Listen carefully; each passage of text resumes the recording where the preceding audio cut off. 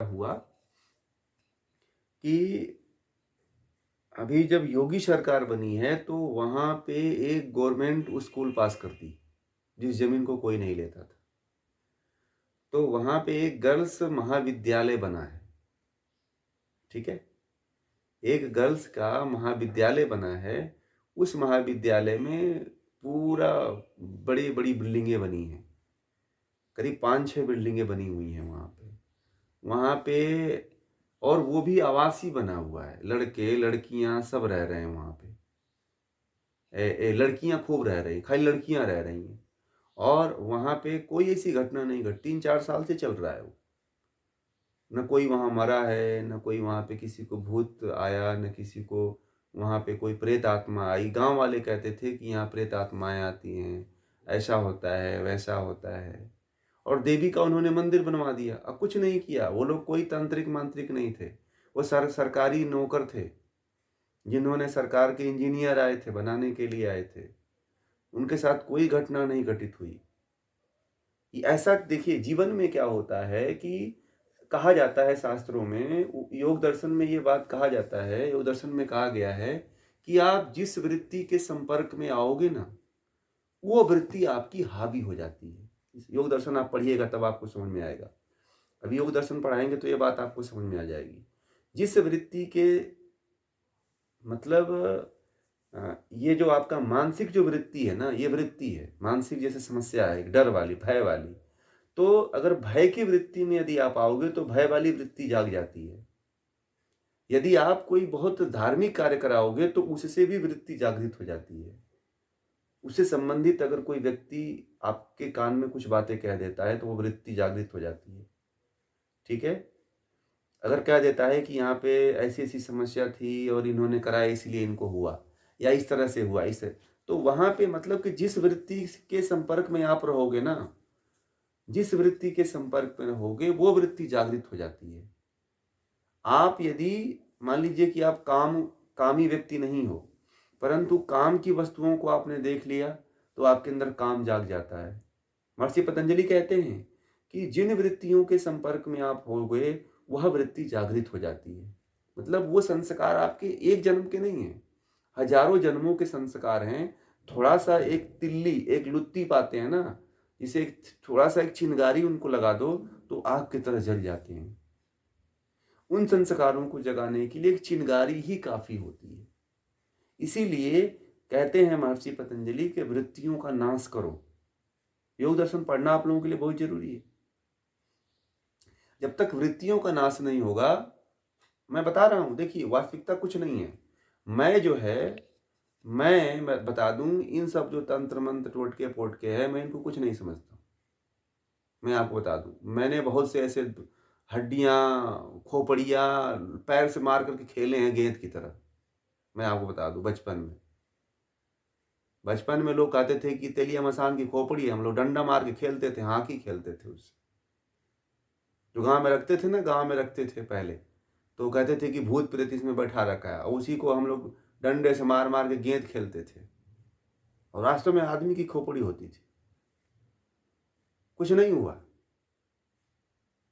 क्योंकि वो भ्रम ही नहीं था, वो विचार ही नहीं था, क्योंकि वृत्ति नहीं थी ना वो। वो वृत्ति जब रहेगी तो आपको डर लग जाएगा, तुरंत भय हो जाएगा कि भूत पकड़ लेगा और हमको भय ही नहीं था और आज भी भय नहीं होता है। मैं आपको बता दूँ। ये पूर्वाग्रह से अगर कोई आपको ग्रसित करवा दिया है, हाँ, बहुत अच्छा बात कहा सरिता जी ने कि अगर आपको पूर्वाग्रह पहले से है, तब आपको वह वृत्ति तब आपकी वृत्ति वो जाग जाएगी और आपको असल में पूर्वाग्रह ही हुआ था, ठीक है? और अधिकांशतः जो ऐसी पूर्वाग्रह पूर्वाग्रह कि अगर आपको किसी ने कह दिया कि ऐसा व्यक्ति ऐसे करने से ऐसा हो जाता है। जैसे मान लीजिए कि पूर्वाग्रह का मतलब ये है कि कोई टीचर बहुत अच्छा स्कूल में टीचर आ गया, तो किसी ने कह दिया कि अरे ये टीचर खराब है। तो कितना भी अच्छा वो टीचर घोल के पिला रहा हो, अमृत ही क्यों ना पिला रहा हो, आपके मन में बस गया कि अच्छा टीचर नहीं है तो कितना भी अच्छा पढ़ाएगा नहीं घुसेगा। इसी को पूर्वाग्रह कहते हैं। उसी तरह से पूर्वाग्रह आपके अंदर हो गया था। किसी ने कह दिया था कि जिस स्थान पे आपने भागवत कराया था, उस स्थान पे पहले बड़ा भूत-प्रेत रहते थे। और जो कई लोगों ने ट्राई किया परंतु वो सबका सब परेशान रहे। ठीक है?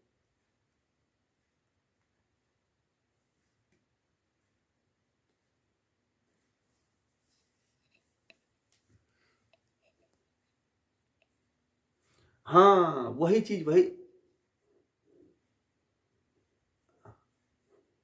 यही सुनिए यही आपको भय हो गया। यही इसी का भय हो गया। हाँ,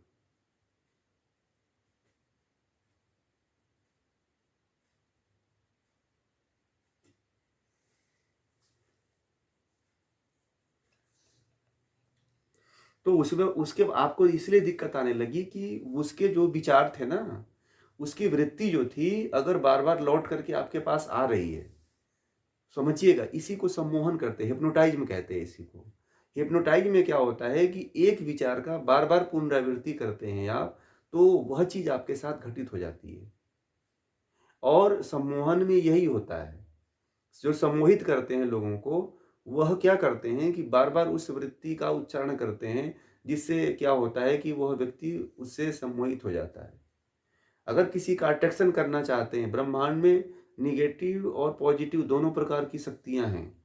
जिसका आप आवाहन करोगे, वो शक्ति आपके पास चली आएगी। उस वृत्ति में आप लिप्त हो जाओगे, क्योंकि आपका जन्म एक बार नहीं हुआ है, आपका जन्म हज़ारों करोड़ों बार हुआ है।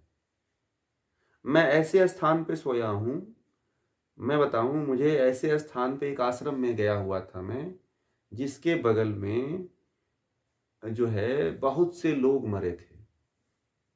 और वहाँ उस स्थान में एक कुटिया थी और मुझे बड़ा मनोहारी लगा। मैंने कहा कि मैं तो आज यहीं सोऊँगा। मैं सो गया वहीं पे।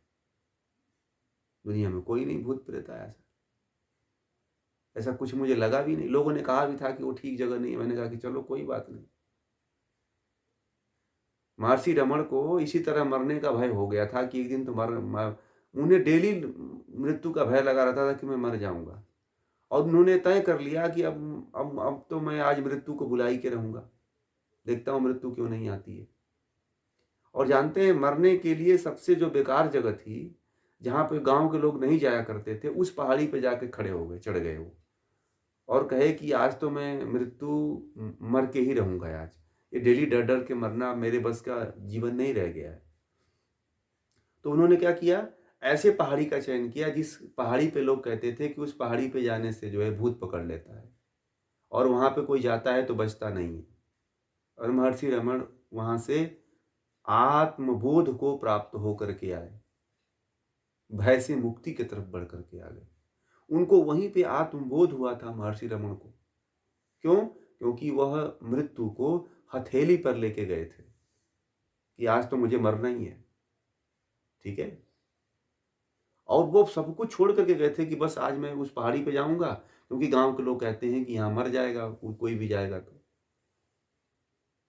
मैं तो ऐसे-ऐसे स्थान पे यज्ञ किया हूँ जो लोग कहते थे उन घरों में कि कहते थे कि भूत-प्रेत है। मैं वहाँ पे यज्ञ किया हूँ, कुछ नहीं हुआ है। क्योंकि मैं मानता ही नहीं हूँ। मेरे अंदर विचार ही नहीं आते हैं ऐसे।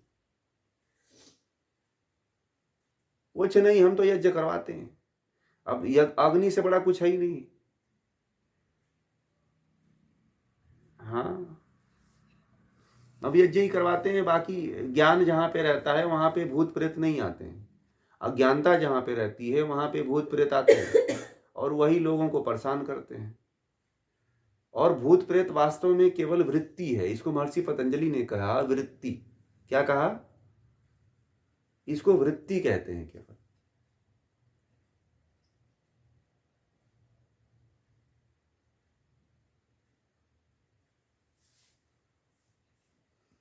हाँ, उसका भी संस्कार बना हुआ है, उसका भी संस्कार बना हुआ है। जो हज़ारों जन्मों का मैंने क्या कहा कि भय का जो सबसे बड़ा कारण होता है, वो हज़ारों जन्मों का संस्कार है। और दूसरा हज़ारों जन्मों की जो वृत्ति है, भय वाली वृत्ति आपके पास ज़्यादा है। भय वाली वृत्ति का एक बस मात्र इलाज है, वह ज्ञान है। ठीक है? मैं आप लोगों को बता दूँ कि भय की वृत्ति को नष्ट करना है, तो महर्षि पतंजलि को पढ़ना बहुत ज़रूरी है। तभी ज्ञान आएगा और तभी अज्ञानता मिटेगी। ठीक है?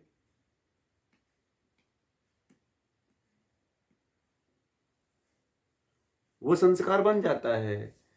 मैं बता रहा हूँ कि दुनिया में मैंने जितना इसको गहराई से बहुत फ़ील किया है मैंने इसको, और बड़े-बड़े साधु, बड़े-बड़े तांत्रिकों को मैंने चैलेंज दे दिया, वो कुछ नहीं कर पाए। ठीक है? हाँ, बोलिए रानी जी।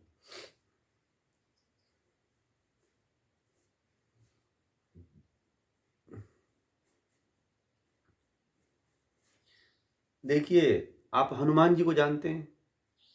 हनुमान जी के क्षेत्र से हैं ना आप? हनुमान, पूरी दुनिया में भूत प्रेतों को भगाने के लिए हनुमान जी की पूजा होती है। क्यों होती है? क्योंकि हनुमान जी दुनिया के सबसे बड़े ज्ञानी व्यक्ति थे। हनुमान जी कोई बानर नहीं थे, ठीक है? मैं पहले भी बोल चुका हूँ। तो हनुमान जी दुनिया के सबसे बड़े ज्ञानी व्यक्ति थे, जिनको वेदों और शास्त्रों का पूरा ज्ञान था। और जहाँ पे ज्ञान रहता है, वहाँ पे भूत प्रेत आते ही नहीं है। अगर आपको ज्ञान हो गया तो आपको भी भूत प्रेत नहीं आएगा।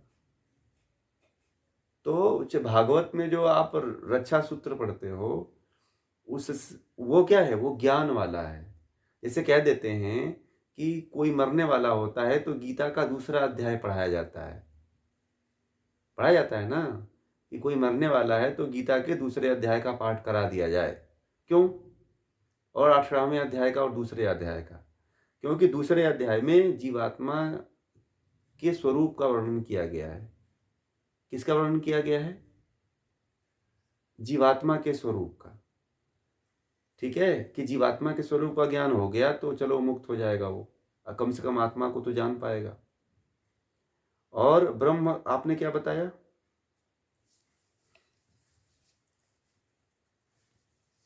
हाँ, ब्रह्म राक्षस का। हाँ, तो ब्रह्म राक्षस का मतलब क्या है? तो जो हमारे अंदर की वृत्ति है, यही राक्षस है। तो जब ज्ञान होता है तो हमारे अंदर का राक्षस क्या होता है? समाप्त होता है। राक्षस कहीं दूसरा कोई आत्मा नहीं है। राक्षस हमारे मन की वृत्ति है। नोट कर लीजिएगा, नोट करिए इसको। राक्षस और प्रेत आत्मा हमारे मन की वृत्ति है। राक्षस कोई दूसरी आत्मा नहीं है। नोट कर लीजिएगा आज सभी लोग।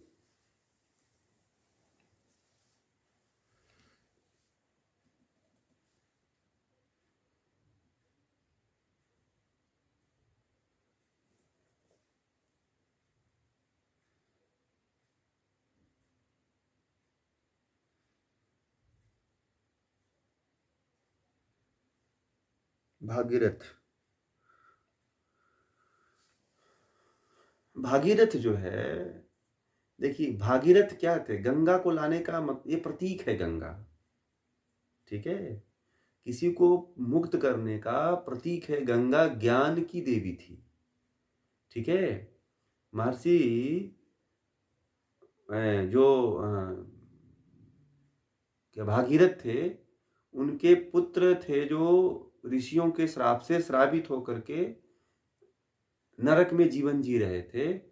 तो उस समय कोई ऐसा ज्ञानी नहीं था जो ज्ञान के द्वारा उनको मुक्ति दिला सके।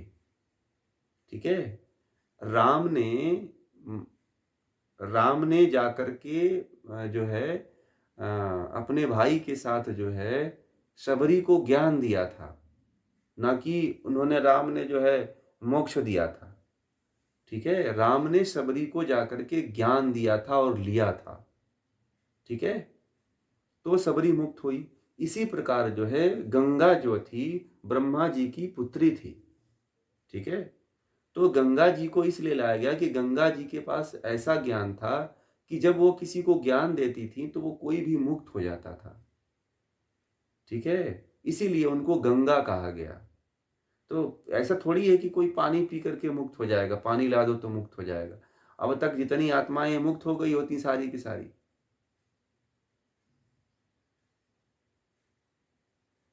नहीं, ऐसा कुछ नहीं है। ऐसा एक एक क्या है, ऐसा एक प्रतीक है। गंगा उस समय बहुत बड़ी ऋषिका थी, ज्ञानी ज्ञानी देवी थी वो।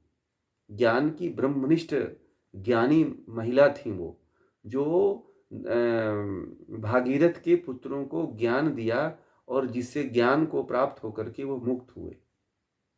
ठीक है?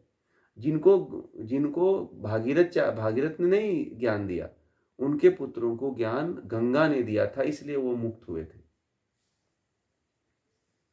क्योंकि वो जो उनको जो श्राप मिला था महर्षि कपिल का, वो अहंकार में उनको श्राप मिला था, क्योंकि वो बड़े अहंकारी थे।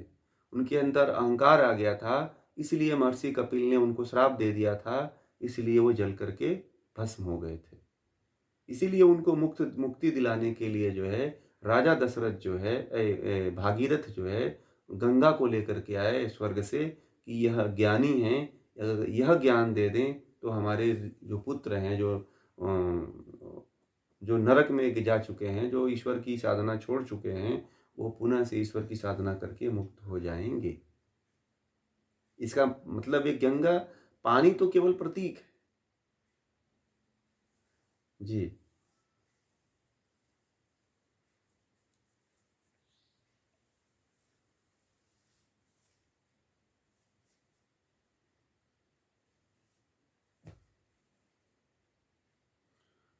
क्रोध में नहीं, अगर नहीं नहीं क्रोध में नहीं, उनके सामने जाकर के अहंकार करोगे तो क्रोध का मतलब ये नहीं होता है। श्राप का मतलब ये होता है कि जाओ तुम कभी मुक्त नहीं हो पाओ। मैंने कह दिया, आपने मेरा अपमान किया तो मैंने कह दिया कि जाओ तुम कभी मुक्ति नहीं हो पाओगे, तो भटको अब। पहले वाणी ऐसा हुआ करती थी कि कोई कह देता था कि तुम पढ़ोगे ही नहीं, तुम भ्रमित हो जाओगे, तो कोई पढ़ता भी नहीं था, भ्रमित हो जाता था। तो ये एक तरह का श्राप था। तो इस श्राप को दूर करने के लिए गंगा को लाया गया और गंगा को कहा गया कि तुम इनको ज्ञान दो तो ये मुक्त हो जाएं। और ऐसा नहीं था कि श्राप से कोई भस्म होकर के मर जाता था, नहीं। श्राप दिया जाता था तो वह व्यक्ति जो है उतना कर्मठ नहीं हो पाता था, वो कुछ कर नहीं पाता था, ऐसे ही बस पड़ा रहता था। ठीक है, ये सारी चीजें क्या हैं, प्रतीक रूप में लिखी गई हैं। ठीक है, हाँ।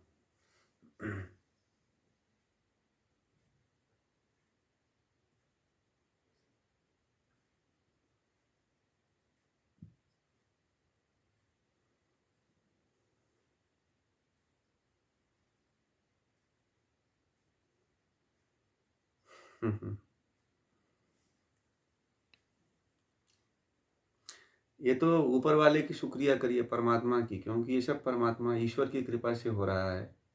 हम लोग तो केवल एक निमित्त मात्र हैं।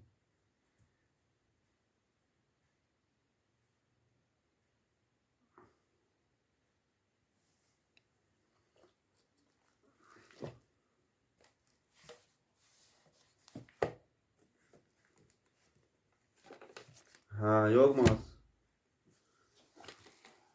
हाँ, पहले महोत्सव में जोड़ेंगे, उसके बाद से।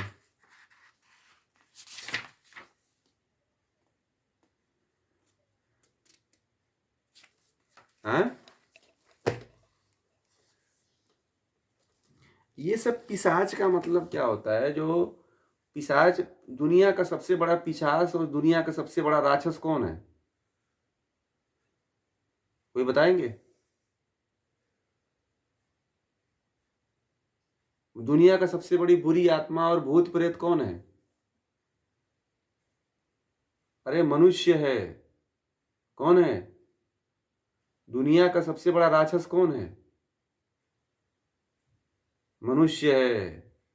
आज पता है राक्षस नहीं रहे, दुनिया के सब राक्षस घुस गए मनुष्य के अंदर। समझ में आ गई? अभी आपकी वृत्तियां जो है, अभी छाया जी ने कहा ना, तो जितने राक्षस हैं वो वृत्तियों के रूप में हमारे भीतर घुसे हुए हैं। समझ में आ गई?